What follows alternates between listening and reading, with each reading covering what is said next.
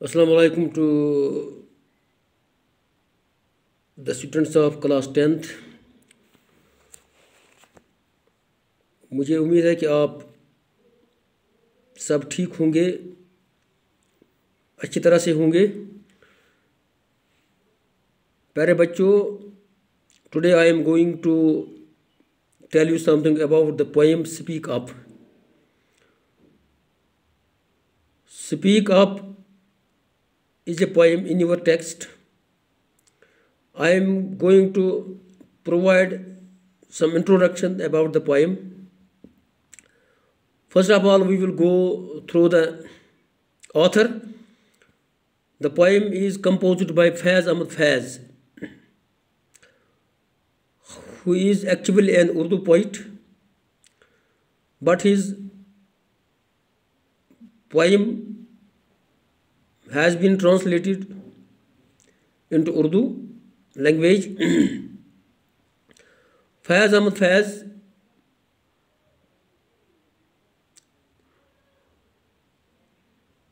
is born on 1911 and died in 1984 in Sialkot, Punjab, now in Pakistan. He is regarded as one of the most influential Urdu poets of the 20th century. तो उसको 20वीं सदी का एक मशहूर शायर माना जाता है। फैज़ अहमद फैज़ added a new strain of longing in poems written during long imprisonment as a political dissident। तो उसने नज़्मों में एक नया रंग पैदा किया। उसको जेल भर दिया गया था क्योंकि उसके साथ कोई सियासी इख्तिलाफ था। वो सियासी तौर गवर्नमेंट का मुखालिफ था। Modern Urdu poetry is incomplete without him. तो आज की जो जदीद उर्दू शायरी है, फैज़ अहमद फैज़ के बगैर वो नामुकम्मल है। Faiz was a journalist and broadcaster. वो एक जर्नलिस्ट था और ब्रॉडकास्टर भी था। He fought all his life for the rights of the poor. तो सारी ज़िंदगी उसने गरीबों के हुकूक के लिए लड़ा। He was associated with a literary movement, अंजुमन तरक्की पसंद मुसन्निफ़ी हिंद, एक अदबी तहरीक के साथ वो वाबस्ता था हिंदुस्तान में, जिसका नाम अंजुमन तरक्की पसंद मुसन्निफ़ी हिंद था। His notable poetic works include दस्त सबा and Zindan Nama. His nikah was performed in one of the literary rooms of Government College for Women, Maulana Azad road, Srinagar. तो श्रीनगर में उसका जो वहाँ पर गवर्नमेंट कॉलेज फॉर वुमेन है, मौलाना आज़ाद रोड पर, वहाँ उसका निकाह हुआ। जैंड के the present poem reveals his ideas of A classless society. तो जो उसने ये नज़म लिखी है स्पीक अप, उसमें बगैर किसी तबके के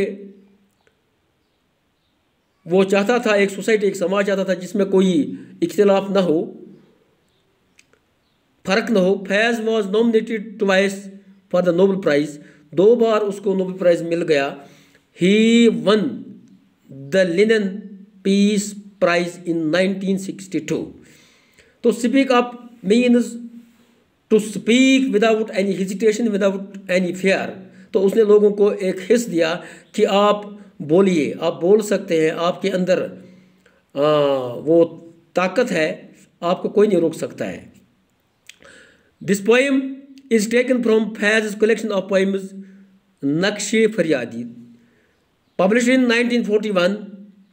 फैज़ wrote speak up during the final phase of the British rule. तो उसने इस नज़म को लिखा जब ये आखिरी दौर हुकूमत चल रही थी अंग्रेज़ों की। It is evocative of that era. तो उसमें वो इश्तियाल अंगेज़ी उसने मतलब वो इसमें ज़ाहिर किया है। फैज़ poetry underwent a similar change around 1940। तो फैज़ की जो पोइट्री है, शायरी है, उसमें एक तब्दीली आई, इब्तिदाई सेमिनल 1940 में। He gave up writing traditional poems, तो उसने फरसुदा नज़मों को लिखना उसने छोड़ दिया। There is a paradigm shift from poetry for poetry to poetry sake to poetry with a purpose. तो पोइट्री के लिए वो लिखता था, वो शायरी करता था, अब उसने उसमें चेंज लाई, अब वो पोइट्री विद ए पर्पस, अब वो शायरी मकसद से, मुद्दा से वो शायरी करता था। This awkward with one of his most intense poems, मुझसे पहली सी मोहब्बत मेरे महबूब ना मांग, ये उसकी एक ख़ास एक मशहूर नज़म है, इसमें इसका इज़हार होता है। Ask me not of that old flower in which Faiz Ahmad Faiz is at his best as a socialist. तो इस पोएम में फैज़ अहमद फैज़ एक अच्छा, एक समाजी कारकुन है, एक समाज की खिदमत करने वाला आदमी है। Who believes there lies a world beyond the realm of love, जिसको यकीन है, जिसको इस पर पूरा एतमाद है कि मोहब्बत का जो दायरा है उसके आगे भी कोई ज़िंदगी है। He is deeply touched by the site of the poverty stricken people, तो जो गरीब लोग हैं, पिछड़े लोग हैं, उनकी हालत ने उसको बहुत मुतासिर किया। And uses heart throbbing images to bring out the alternate realities of life with pathos. तो आप उस ये चीज़ देखकर, गरीबों की हालत देखकर, उसका जो दिल वो उसमें धड़कन सी पैदा हो गई। तो उसने क्या किया, एक मुतबादिल हकीकत ज़िंदगी की वो पेश की, यानी पैथोस के साथ, रहम के साथ और हमदर्दी के साथ उसने पेश की। As Faiz believed in classless society his poetry is an emblem of humanism, जबकि फैज़ अहमद फैज़ एक बगैर तबके के समाज चाहता था, उसमें उसका यकीन था। उसकी शायरी जो है वो एक नमूना है इंसानियत की। Faiz political beliefs and his association to the socialists really gave him a tough time, but his poetry surpassed all these changes and is still recalled with great fervor। तो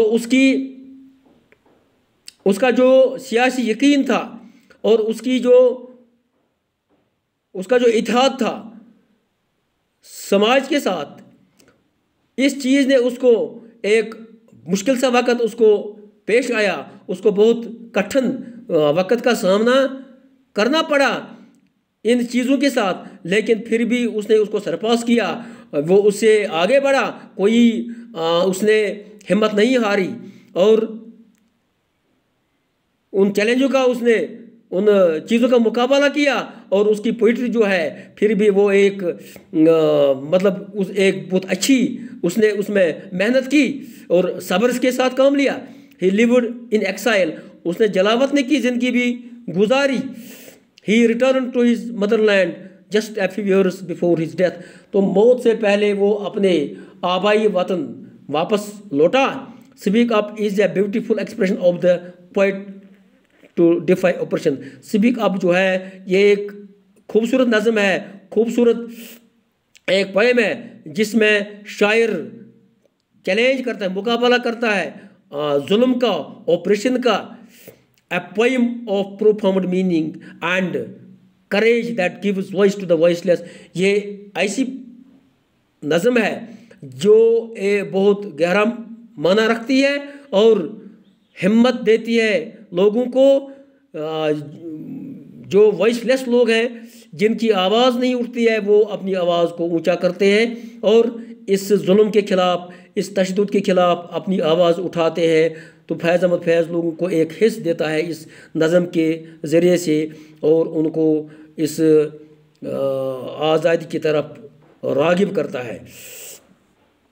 थैंक यू वेरी मच।